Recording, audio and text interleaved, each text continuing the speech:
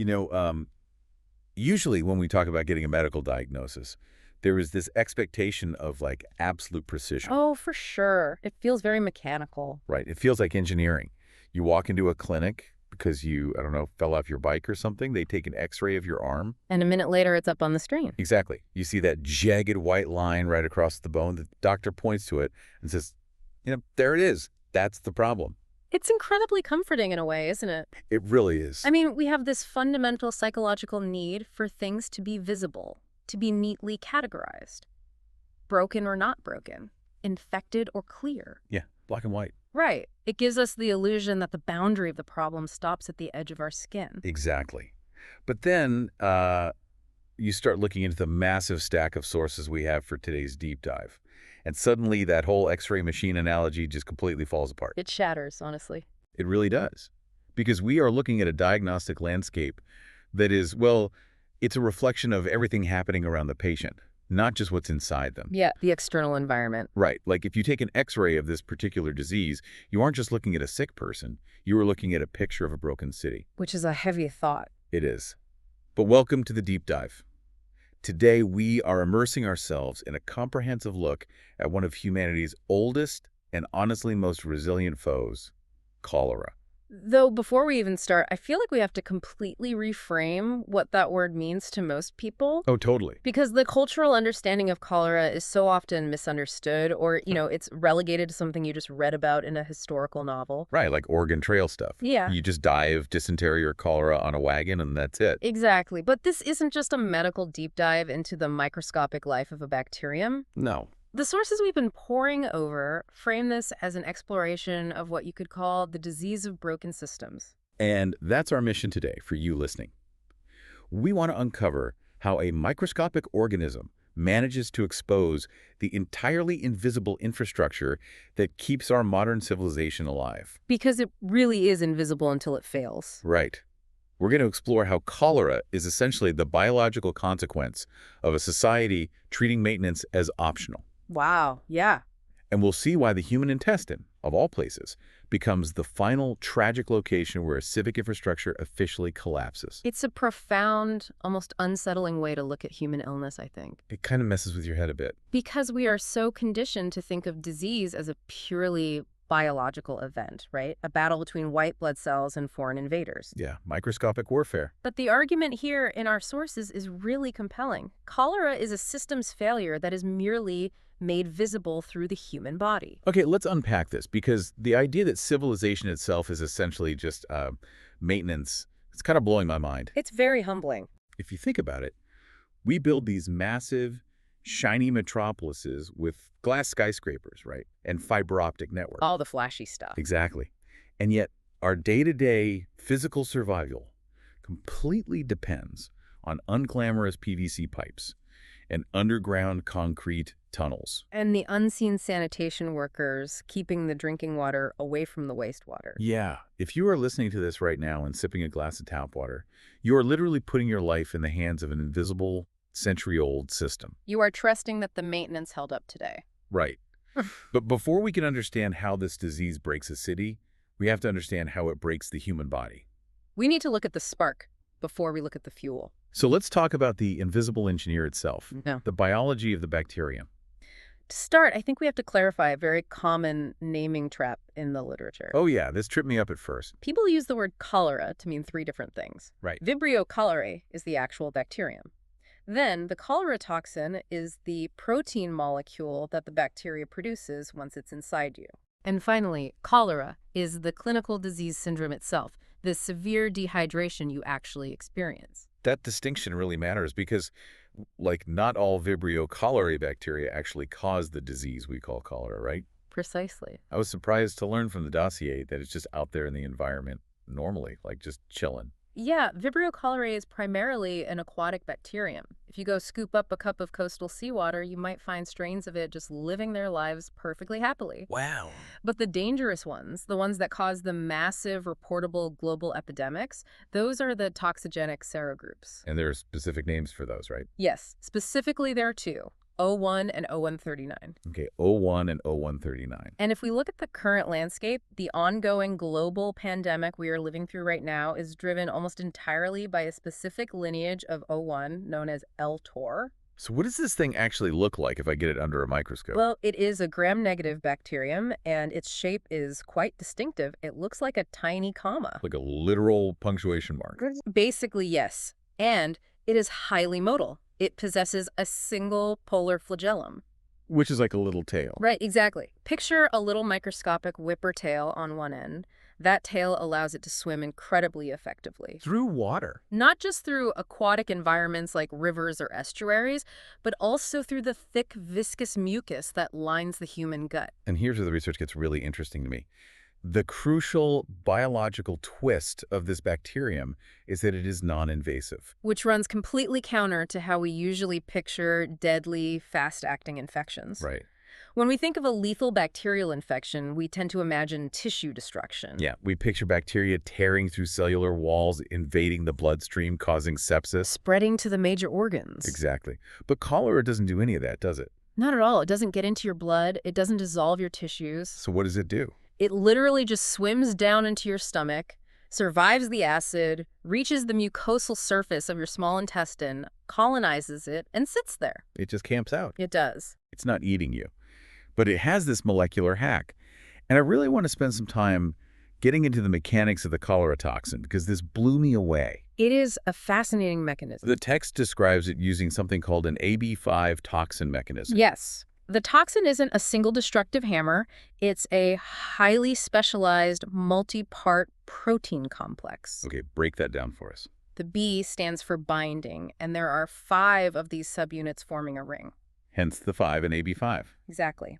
Think of the B subunits as a set of master keys.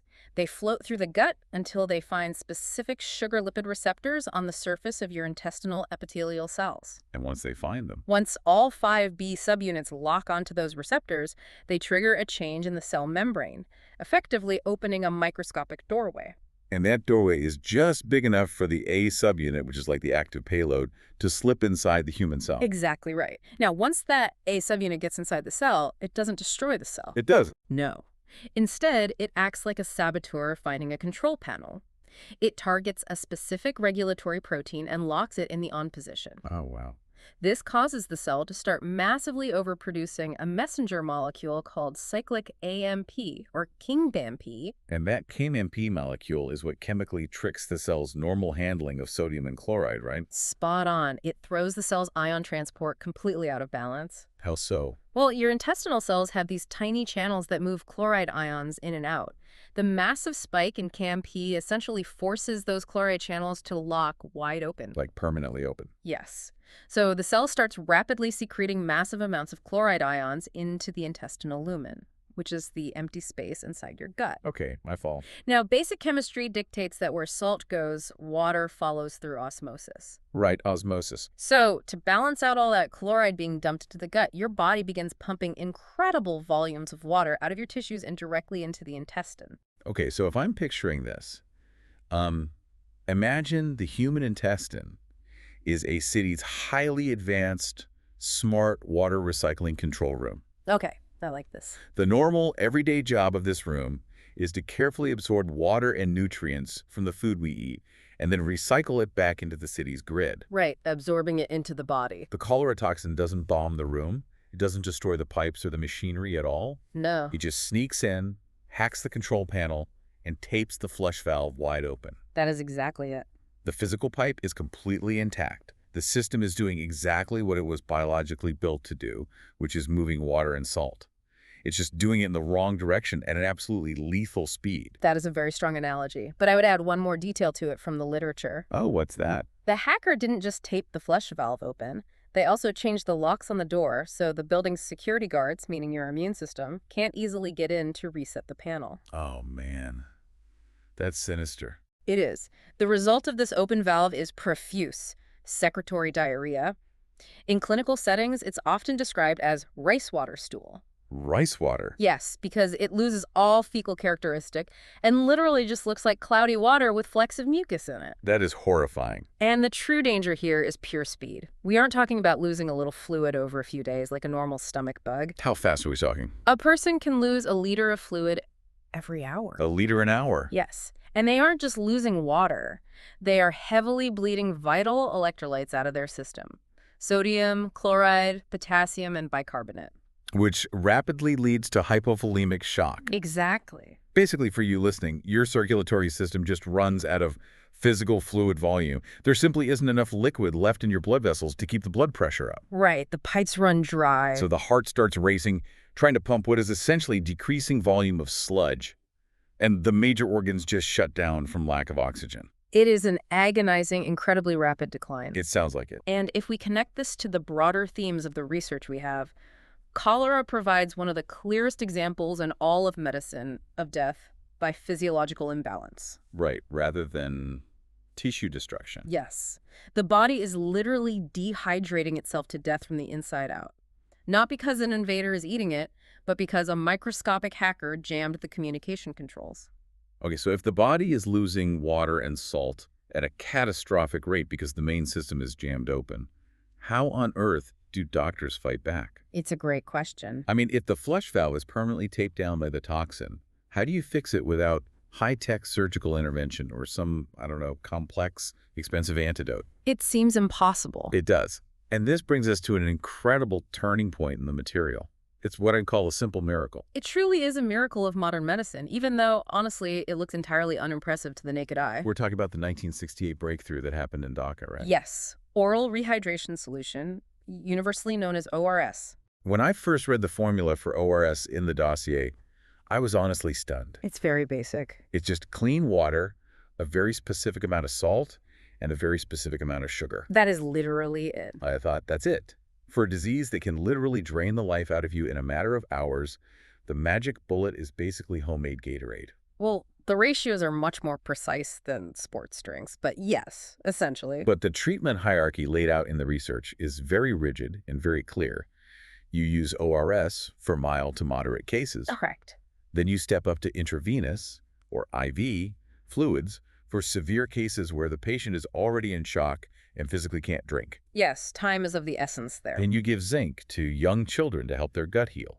And antibiotics, they're just listed as a secondary adjunct. Right, that's a crucial point to emphasize from the sources. Antibiotics are not the primary cure for cholera. Which feels weird for a bacterial infection. It does, but if you only give a severe cholera patient antibiotics and no fluids, they will likely die. The antibiotics can shorten the duration of the illness by a day or two, and they reduce the volume of bacteria the patient sheds into the environment, which is helpful for outbreak control in the community. Right.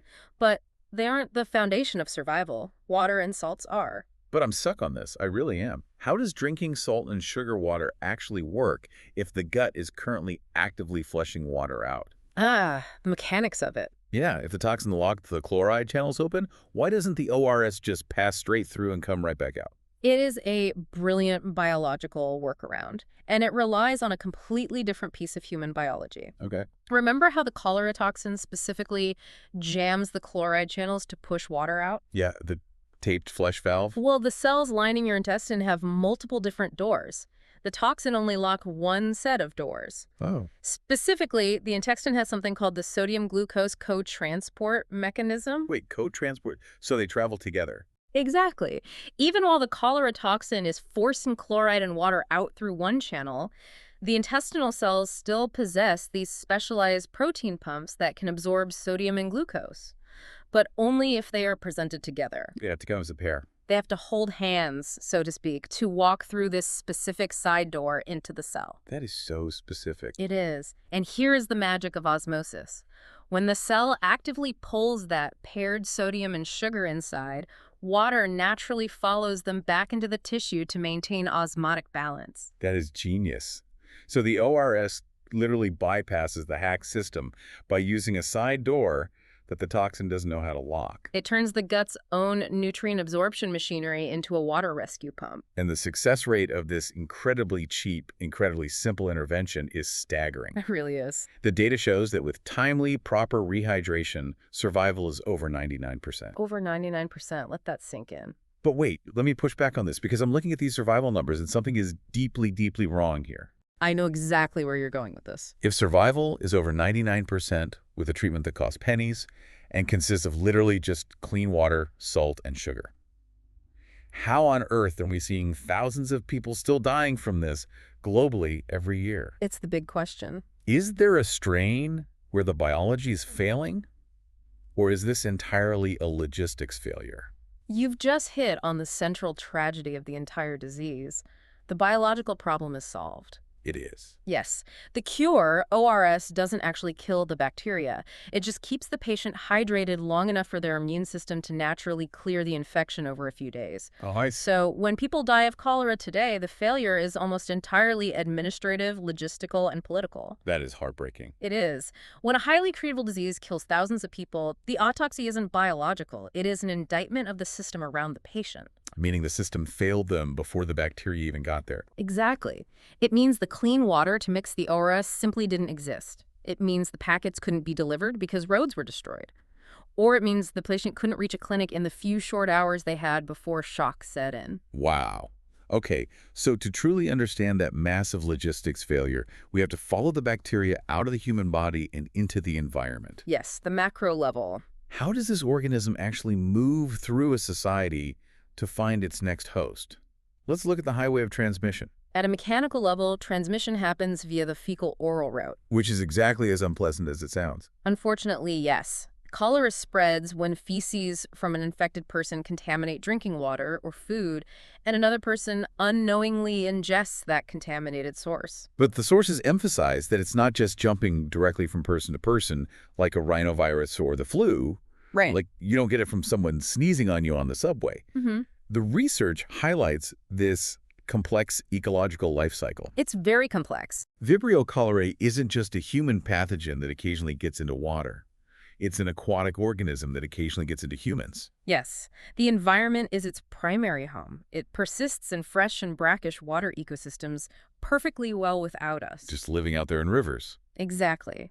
It attaches itself to the chitinous shells of copepods, which are tiny aquatic crustaceans. It clings to zooplankton and shellfish. And incredibly, the text mentions it forms these highly resilient biofilms. Biofilms are fascinating.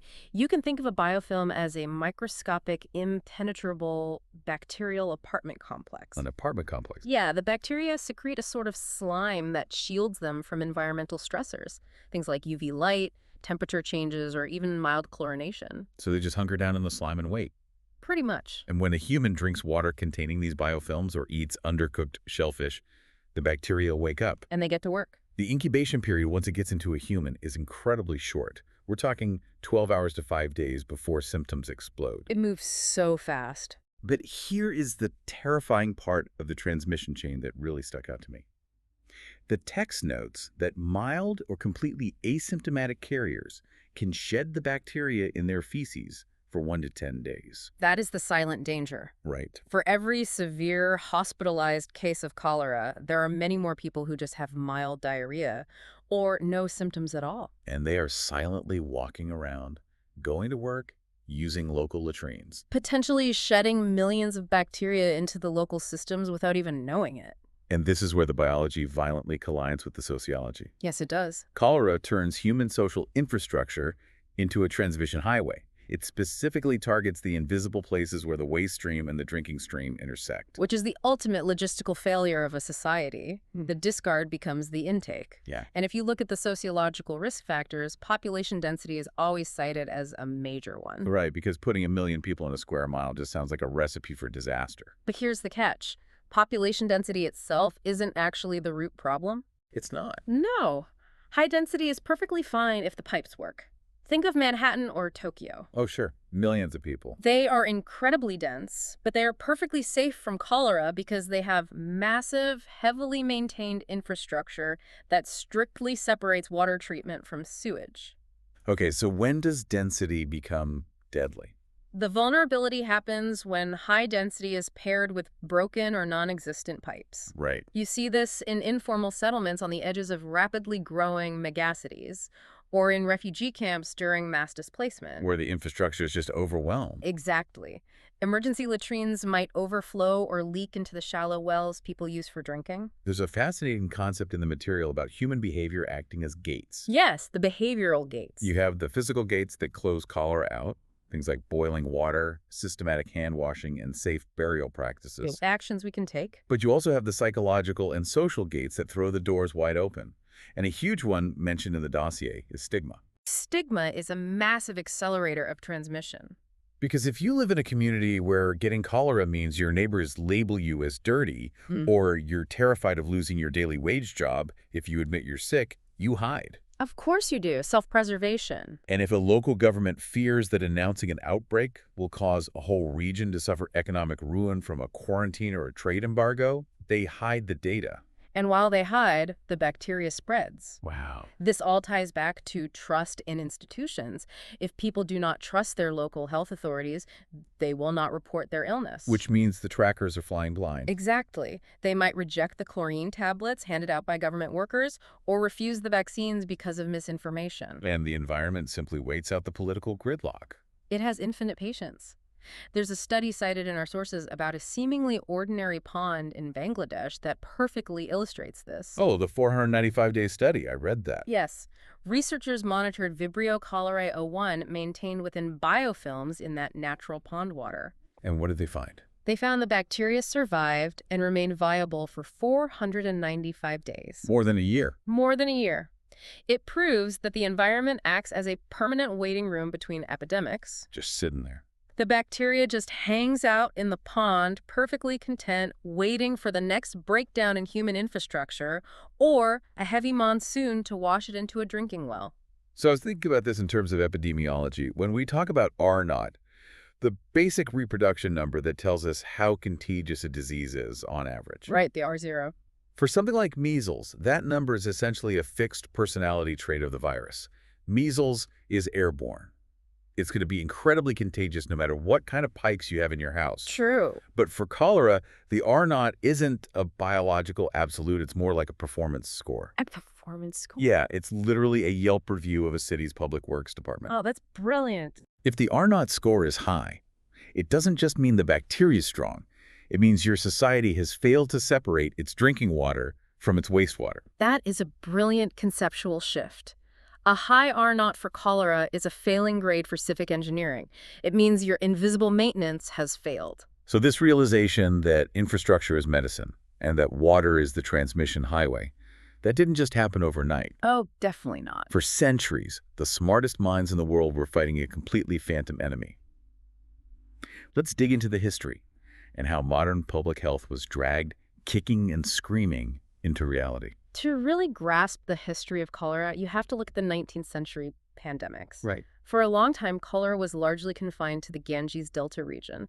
But starting around 1817, it began moving globally. It didn't move on the wind, did it? No, it moved on the back of human progress. It hitchhiked on steamships, the newly laid railway networks, British military movements, and massive global pilgrimage routes. So as human travel and globalization sped up, cholera sped up with it. Exactly. But the tragedy is that the dominant medical paradigm at the time for understanding disease was entirely confidently wrong. They believed deeply in miasma theory. Bad air. Right.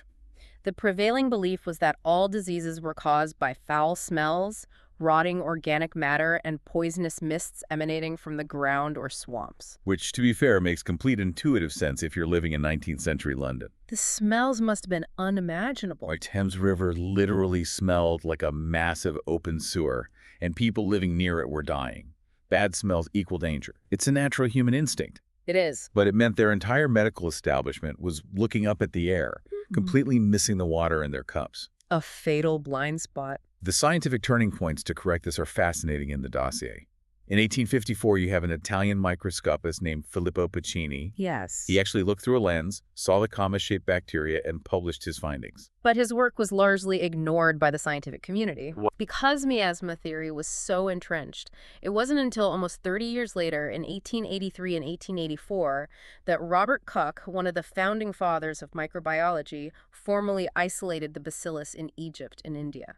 And that really cemented it into the rapidly growing framework of germ theory. Yes, that was the final nail in the coffin for miasma. But wait, what about John Snow? Ah, John Snow. Because the most famous story, the one everyone learns in introductory biology or public health classes, is about John Snow in London. It's a legendary tale. The legend goes that in 1854, Snow drew a map of cholera deaths, realized all the little black dots were clustered around one specific public water pump on Broad Street, heroically marched down, took the handle off the pump, and instantly convinced the world that cholera was waterborne. Boom. Science wins. It makes for a great movie script. But the research dossier spends a lot of time deconstructing this myth. It wasn't like that at all, was it? Not even close. The taking the handle off the pump story makes for a great heroic narrative, but it ignores the reality of how scientific paradigms actually shift. Which is usually very slowly. Very slowly. It wasn't an instant victory. It was a slow, agonizing, multi-decade collision between Snow's epidemiological observation and entrenched institutional power. But people didn't just believe him right away. No, Snow's evidence faced massive resistance. The medical authorities didn't want to believe it, partly because miasma theory was practically a religion to them, but also for a much more cynical reason. Let me guess. The money. Exactly. If miasma theory was right, you just needed better ventilation and maybe to clean up the streets a bit, which is cheap. Right. But if Snow was right, if the public water supply was literally poisoning the citizens, then fixing it meant embarking on an incredibly expensive, unglamorous, massively disruptive infrastructural nightmare. Oh, I see. It meant ripping up the streets of London to build separated sewer systems and water filtration plants. But here is where history gives us this incredible paradox. Yeah. The sources point out something I had never considered about miasma theory. Yes, there is a deep philosophical irony here. Right. Miasma theory was completely 100% wrong on a biological level. Smells do not cause cholera. Okay. But it actually motivated cities to do the right thing anyway. Wait, how? Because Victorian leaders wanted to get rid of the horrific stench of human waste in their streets, they started building massive, enclosed sewer systems to move the waste far away from where people lived. So a completely terrible biological theory produced accidentally fantastic infrastructure. Precisely. They built the sewers for the wrong reason, but the sewers worked anyway. By separating the waste from the daily environment to stop the smells, they accidentally broke the fecal-oral transmission route. That is wild. But as the research carefully notes, durable, long-term progress requires the truth. Right, you can't just rely on accident. Exactly. You can't accidentally eliminate a waterborne pathogen forever just by chasing away bad smells. Eventually, your population grows, the waste outpaces the simple drainage, and you have to actually understand the science to build complex water filtration and chlorination systems. Which brings us to a historical event that absolutely floored me. The Hamburg disaster of 1892. A very dark chapter. Just to set the scene for you listening, Yeah. by 1892, we aren't in the Dark Ages anymore.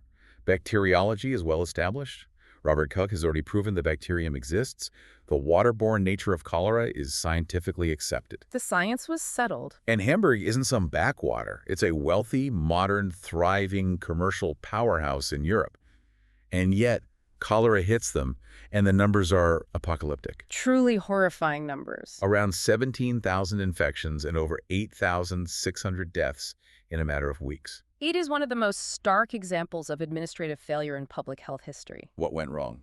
Well, Hamburg was incredibly wealthy from global trade, but the city's leadership, heavily influenced by merchant interests who didn't want to raise taxes, had repeatedly delayed investing in a modern sand filtration system for the city's water supply. And where do they get their water? They drew it directly from the Elbe River. Meanwhile, the neighboring city of Altona, which drew water from the same river but had installed a filtration system, was largely spared. Altona was right next door. Right next door. They shared the same geography, the same river, but one had filters and the other didn't. So, if Hamburg was wealthy and modern, it proves that simply having money and global trade doesn't protect a society at all. Money alone is useless against a bacterium. Wealth has to actually be converted into physical, unglamorous pipes and filters for it to matter, right? That is the exact lesson of Hamburg. A city can look incredibly advanced with beautiful architecture, bustling ports, and a booming economy, while its foundational infrastructure is completely rotten. An illusion of safety. If the trade and wealth aren't translated into the daily maintenance of public health, the bacteria will eventually find the vulnerability. Hamburg proved that knowing the science of a disease means absolutely nothing if the political will to build the infrastructure is absent. You would hope that humanity learned that lesson in 1892.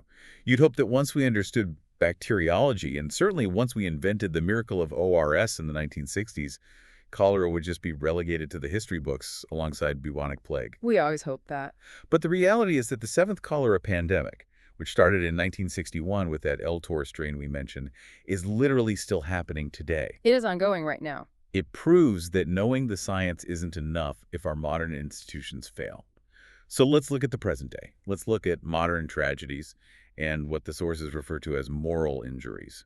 We have to analyze modern outbreaks not just as unfortunate medical events, but as vivid illustrations of specific types of systemic collapse. Okay. Each major outbreak tells a story of a different kind of institutional failure.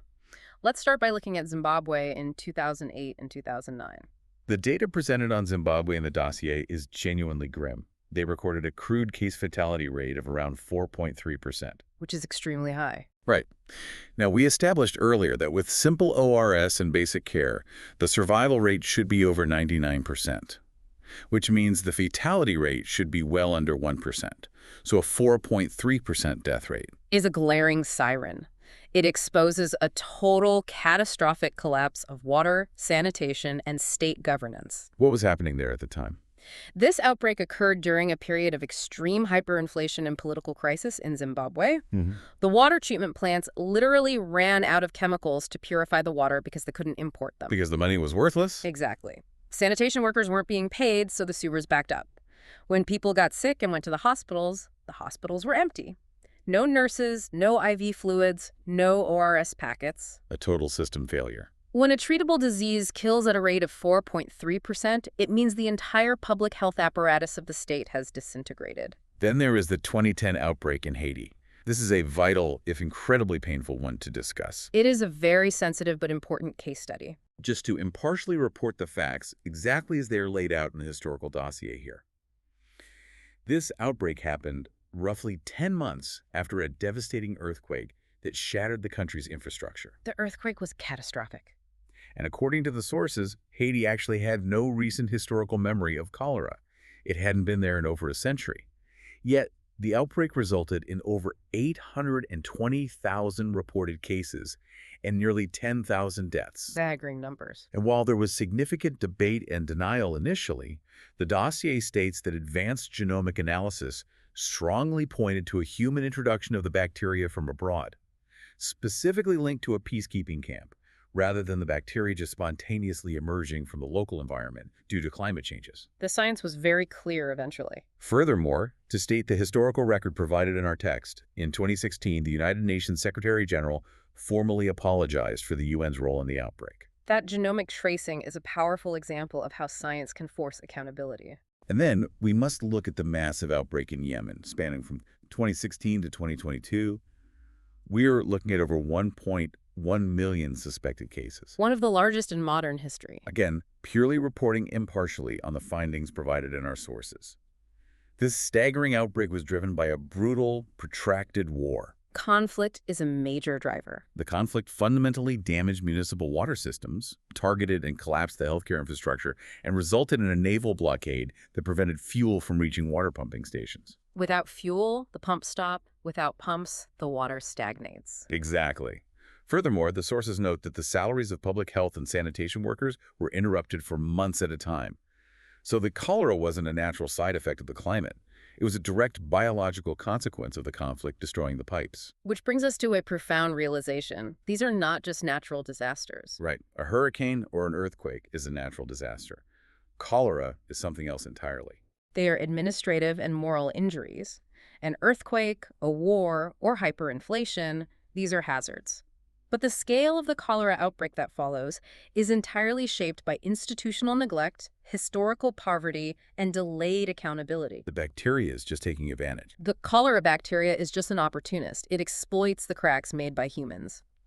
When the people or the institutions responsible for protecting a population, whether that's a government, an occupying force, or an international coalition, become part of the hazard itself, then accountability isn't optional. It's required. It is medically required for repair. You cannot fix the health of the population until you fix the trust in the system. That systemic failure extends globally, too. It's not just about local infrastructure. It's about the global supply chain. Supply chains are incredibly fragile. The research highlights an infuriating situation regarding the modern vaccine shortage. From 2024 to 2026, the WHO, Gavi, and UNICEF, basically the major global health players, actually had to restart preventative cholera vaccination campaigns in 2026 after a massive 4-year halt. Why did they halt? Because of the catastrophic global stock shortage of the oral cholera vaccine. We just ran out. We literally had a tool that works, a vaccine that can prevent the disease, but the global manufacturing pipeline just didn't have enough of it to meet the surging demand from these multiplying outbreaks. It's incredibly frustrating. I compare it to living in an apartment building and having a fire extinguisher locked in a glass case at the end of the hallway. But the key is missing. A perfect analogy. A tool that scientifically exists but isn't physically available to the people whose house is burning down isn't a solution. It's an unfinished system. That analogy captures the frustration of modern public health perfectly. If we connect this all to the bigger picture, cholera doesn't just exploit a biological vulnerability in the human gut. It actively exploits political denial, colonial hierarchies, and institutional neglect. The bacterium finds the poorest, most marginalized people in a society, the people who live at the end of the broken pipe, and it punishes them for living inside broken systems that they didn't design, they don't control, and they cannot afford to fix on their own. Okay, so we've spent a lot of time seeing exactly how human systems fail. But what about the biological systems? Are we just fighting a static, unchanging enemy here? Or is the bacterium actively evolving alongside us? Oh, it is definitely evolving. And the million-dollar question that always comes up in public health, can we ever truly, permanently eradicate it? Let's dive deep into the evolutionary arms race. It is absolutely an active arms race, and Vibrio cholerae is a highly dynamic organism. It evolves continuously. Like most pathogens. Right.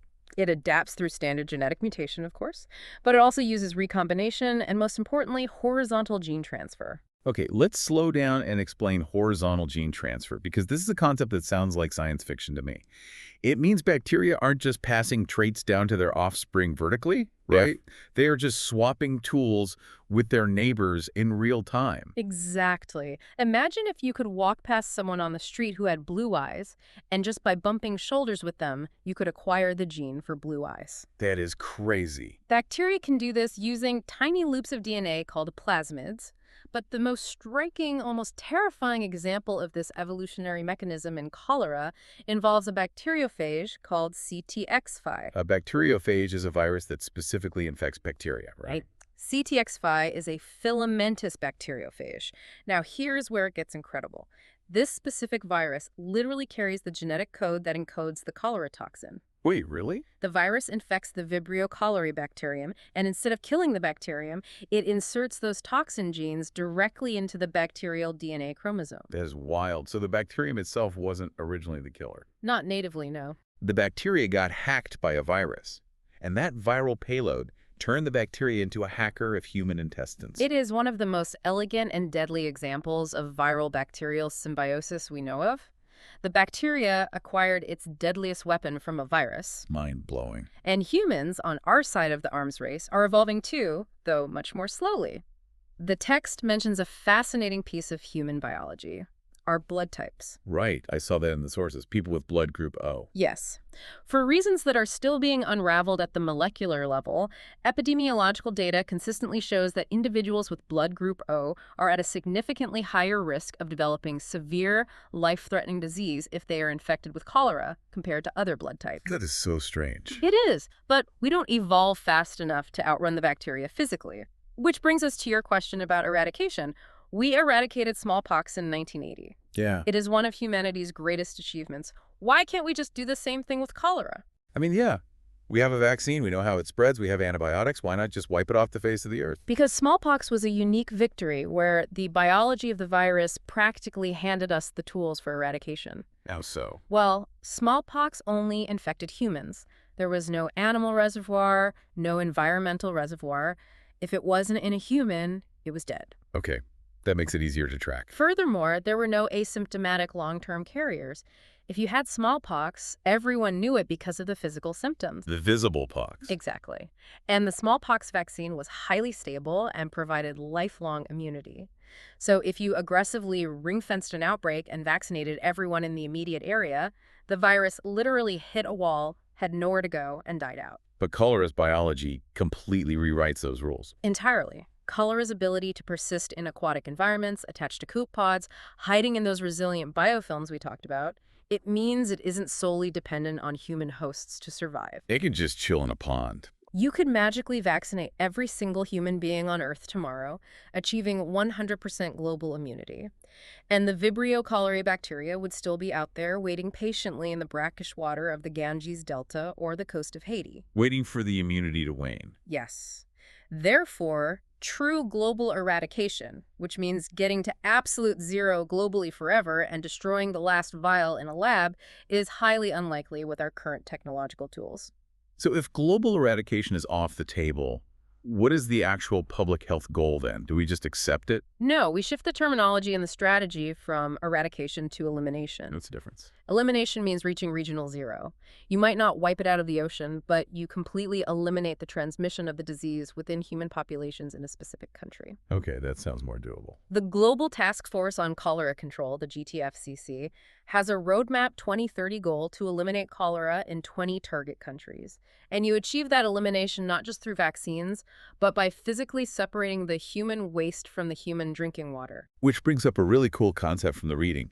Human cultural evolution. Yes, I love this framing. Since humans reproduce way too slowly to evolve new cholera-proof intestines, we can't wait a million years for a biological defense. We evolve institutionally instead. Exactly. We invent the field of epidemiology to track the spread. We invent sand filtration, chlorination, and ORS. We establish public health agencies. We pour concrete and build pipes. That is our evolutionary defense mechanism. The pathogen evolves by swapping genes with viruses. Humans evolve by building systems and sharing knowledge. But wait, let me ask a genuine pushback question here. Okay. Because there's an evolutionary theory I've heard a lot. Sure. People always say that pathogens naturally evolve to become milder over time. The logic is that it's a terrible evolutionary strategy to kill your host quickly, because a dead host can't walk around and spread the disease to new people. Right, the survival logic. So diseases are supposed to get weaker. Why hasn't cholera done that? Why is it still so incredibly lethal after hundreds of years? That is a very common misconception about how pathogen evolution works. A pathogen might face evolutionary pressure to become milder if it strictly relies on the host's social mobility to spread. Like a cold. Exactly. For example, a respiratory virus needs you to feel well enough to get out of bed, go to a crowded coffee shop, and cough on people. If it kills you in your bed, it doesn't spread. But cholera transmits through diarrhea into the water system. Oh, wow. It doesn't need you to walk around and go to parties. It doesn't care if you are immobilized and dead. In fact, producing severe, massive volumes of diarrhea, liters and liters of it, actually radically increases the amount of environmental contamination you produce, which aids the bacteria's life cycle. It just washes out. Yes, it flushes billions of bacteria into the local water table. It can survive in the water just fine after the host is gone. So the severe rapid dehydration isn't an evolutionary mistake. The lethality is actually a feature, not a bug, for its transmission strategy. Unfortunately, yes. It turns the host into a high-volume bacterial pump. That is deeply terrifying. It is grimly efficient, which means we cannot sit around waiting for cholera to naturally evolve into a friendly, mild stomach bug. We have to actively outsmart it. Which transitions us perfectly into our next major topic. If we can't completely eradicate the organism from the environment, and it's not going to become milder on its own, how are our most modern tools changing this arms race? We need new tools. We are living in an era of unprecedented technological advancement. Let's look at artificial intelligence and the future of cholera control. Artificial intelligence is beginning to play a fascinating, highly disruptive role in public health, particularly in the realm of early outbreak detection. Okay, explain how. Think about how traditional disease surveillance works. It is inherently reactive. You have to wait for people to get severely sick, wait for them to travel to a local clinic. Wait for a doctor to take a stool sample. Exactly. Wait for a lab to confirm the test, and then wait for that data to be pushed up to the National Health Ministry. By the time the alarm bells ring, the outbreak is already massive. It's looking at the past, not the present. But AI can ingest and synthesize massive, diverse data sets simultaneously, right? It's not just looking at clinic reports. Exactly. AI models are being trained to ingest a staggering array of alternative signals.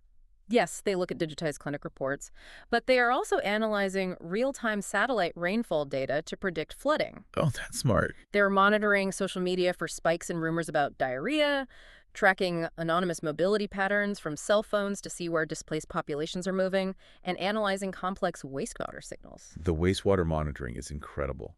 The dossier even mentions a 2025 pilot concept about aircraft wastewater surveillance.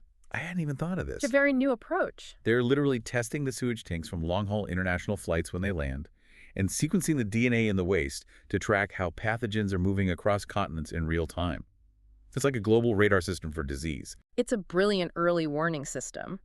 By combining all these disparate signals, rainfall, flight data, cell phones, a well-trained AI can flag the risk of a cholera outbreak weeks before the traditional reporting system even notices a spike in cases. That gives them a head start. Yes. It can also help governments optimize exactly where they deploy their limited vaccine stockpiles.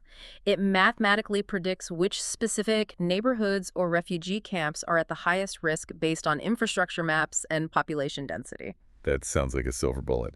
But I was thinking about this while reading, and we really have to address the hard limits of this technology. We do. AI isn't magic. I keep coming back to this analogy. I compare using AI in global public health to having the world's most advanced, incredibly sensitive smoke detector installed in your house. Okay. It's an absolute marvel of technology. It can tell you exactly which room the fire is starting in, what kind of material is burning, and it can alert you before you even smell smoke. A perfect diagnostic. But if you don't actually have a fire department equipped to respond to the alarm, the house still burns down perfectly predictably. That is the essential, sobering limitation of all predictive modeling. An AI algorithm can perfectly map a vulnerability. It can alert Geneva that an outbreak in a specific district is 90% likely in the next 2 weeks. Right. But an algorithm cannot lay down a mile of PVC pipe. It cannot manufacture a vaccine. It cannot physically chlorinate a village well or pay the salary of a sanitation worker. It just sends an alert. AI gives us the gift of time, but humans still have to do the physical, expensive labor of intervention. Furthermore, there is the massive danger of biased data. The text points this out sharply. AI models learn entirely from the data we feed them. Garbage in, garbage out. Exactly. If the baseline health and infrastructure data we possess completely ignores informal settlements or undocumented refugee camps or politically marginalized ethnic groups because they don't have electronic health records or formal street addresses, Then the AI model simply does not see them. They don't exist in the algorithm's reality.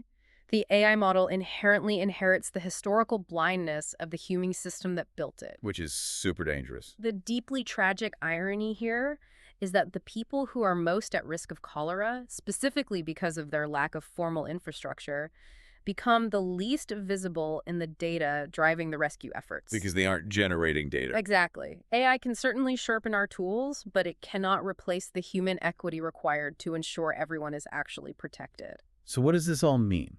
We've covered the microscopic hacking of the gut, the 19th century history of Jon Snow, the tragedies in Haiti and Yemen, and the bleeding edge of AI. We've covered a lot of ground. This brings us to the ultimate question of this deep dive, the philosophy of disease, maintenance as morality. Beyond the biology, what does cholera fundamentally ask of us as a society? Fundamentally, cholera forces us to confront our profound interdependence. In modern society, we really like to think of ourselves as independent, self-contained individuals. My house, my health, my choices. But cholera proves that in a shared water system, there is no such thing as purely private health. Because your water touches my water. Exactly. It forces us to look at the unglamorous reality of bodily fluids, of physical vulnerability, and of our deep, unavoidable dependency on the people around us. The sources highlight this inherent, recurring conflict throughout history between compassion and denial. Yes, a constant tension. Compassion says people are getting sick. We must immediately declare an emergency, send in ORS, deploy clean water trucks, and tell everyone on the radio to boil their drinking water. The right thing to do. But institutional denial says, wait, if we publicly announce a cholera outbreak, the international tourists will cancel their hotel bookings, our neighboring trade partners will embargo our agricultural exports, and the ruling politicians will look weak. So they hide it. Time and time again, institutions choose to hide the data to protect the economy. And that institutional denial costs thousands of lives. Because as we established in the biology discussion, cholera moves incredibly fast. You don't have time to debate optics when a patient loses a liter of fluid an hour. It's ruthless. Looking at this through the lens of ethical frameworks is very clarifying, I think. From a strictly utilitarian perspective, which seeks the greatest good for the greatest number of people. What does that look like? Investing heavily in permanent water, sanitation, and hygiene, or wash-ash infrastructure, is the most logical, moral action possible. It saves the most lives for the absolute lowest long-term cost, compared to endlessly funding emergency outbreak responses year after year. And then there's the deontological view for the text, Yeah. right? The idea of fundamental, unbreakable moral duties and rights. Yes. Under this framework, people simply have a right not to be poisoned by contaminated public water, period. It's not about cost effectiveness. It's a baseline human right. And we also have care ethics mentioned in the dossier, which shifts the focus away from the macro-level state infrastructure and focuses on supporting the invisible, intimate caregivers. Like who? The family members, predominantly women, and the local community health workers who are doing the grueling, dangerous, deeply personal work of cleaning soiled linens and spoon-feeding ORS to the sick. Care ethics demands we ask how we are supporting them. I want to unpack the concept of freedom versus responsibility, because this feels huge in the context of public health. It's the core debate. In a shared municipal water system, if one individual demands the ultimate freedom to dispose of their waste however they want without any sanitation rules, that personal freedom becomes a literal, biological danger to their neighbor's life. That is the core friction of public health. But we have to be careful because the responsibility for fixing that friction must be scaled fairly. Meaning what? You cannot just blame the individual for systemic failures. Responsibility must scale with power. A single family living in an informal settlement can take the responsibility to boil their drinking water if they have firewood. They can wash their hands. But they can't build a sewer. Exactly. They cannot, individually, build a municipal sewage treatment plant or lay miles of underground pipes. If the state or the governing authority holds the power to build and tax for infrastructure, then the state holds the moral responsibility when that infrastructure fails. That speaks directly to the historical weaponization of disgust that we saw in the research. Yes, disgust is a powerful emotion. The dossier points out that historically, disgust was frequently used as a substitute for moral philosophy. When outbreaks happened, those in power often blamed the poorest or most marginalized groups, labeling them as dirty, ignorant, or morally impure. Which is just a deflection. Right, because biologically, disgust is just a neurological warning signal to keep us away from feces. It was politically weaponized to hide the fact that those marginalized groups were simply abandoned by the city's infrastructure. Blaming the victim for getting sick is the easiest way to hide the accountability of the broken system. If it's a moral failing of the poor, then the mayor doesn't have to build a new sewer. So here's a final philosophical challenge for you listening right now. As modern people, we love to judge the advancement of a society by the shiny things it builds. The monuments. We look at the cutting-edge hospitals, the medevac helicopters, the massive emergency rooms equipped with the latest scanners that a city builds to rescue people after disaster strikes. Right. But doesn't the story of cholera demand that we flip that metric? Shouldn't we judge the true strength of a society by the unseen, unglamorous pipes it maintains before anyone ever gets sick? Absolutely. The foundation of modern civilization relies entirely on keeping human waste out of human water. The strongest, most vital public health institution in your city is the one nobody ever notices, because the water simply stays clean. It's all about invisible maintenance. Which brings me to a final provocative thought I want to leave you with today. Something for you to mull over that builds on everything we've uncovered. Okay. If the devastation of cholera in the 19th and 20th centuries proved that our physical survival depends entirely on the unglamorous, invisible maintenance of physical infrastructure, meaning water, pipes, and filters, what is the equivalent invisible maintenance required in the 21st century? Oh, that's an interesting question. As we move deeper into an era completely dependent on digital infrastructure, artificial intelligence, and massive information networks, Mm. are we severely neglecting the digital water treatment of our era? Will our failure to maintain the truth, to filter out toxic disinformation, and to build structural trust in our digital information ecosystems become the next great public health crisis? Yeah. Because just like cholera, when the unseen pipes get contaminated, the whole system gets sick. That is a very sobering thought to end on. Thank you for taking the time to journey with us today through the municipal pipes, the fascinating history, and the microscopic world of the intestine.